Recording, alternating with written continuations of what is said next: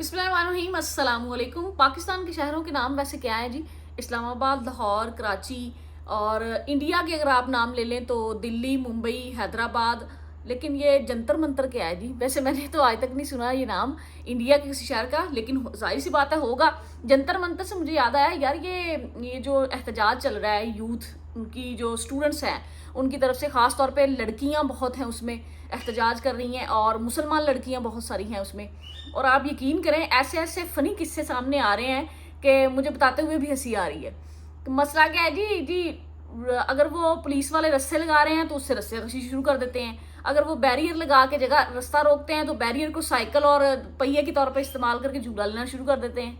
और उसके बाद अगर वो पानी फेंकते हैं तो पानी में डांस करना शुरू कर देते हैं, और फोटो और सेल्फियाँ चल रही हैं।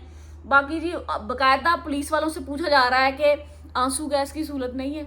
यार ये कौन सी कौम है कि बाकी एहतजाज वो कर रहे हैं। एक वजीर का इस्तीफा आ चुका है, और मुतालबा क्या है जी? मोदी सरकार का इस्तीफा मांग रहे हैं वो। और उनकी जो अवाम है और ख़ास तौर पे जो यूथ लड़कियां एहतजाज कर रही हैं, उनका भी मुतालबा यही है कि जी मोदी सरकार जो है वो काम नहीं कर रही और इंडिया में सही तरह से मामलात को, सियासत के मामलात को हैंडल नहीं कर पा रही।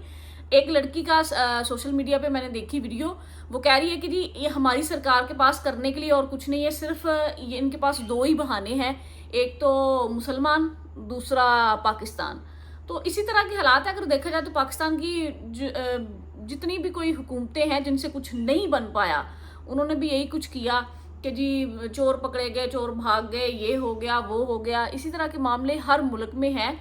लेकिन बात सिर्फ इतनी है कि अगर वहाँ के लोग एहतजाज कर सकते हैं और अपने इस्तीफ़ा मांग सकते हैं, तो मेरे ख्याल में पूरा अमन एहतजाज होना चाहिए, जैसे कि वो फ़नी किस्म का एहतजाज कर रहे हैं।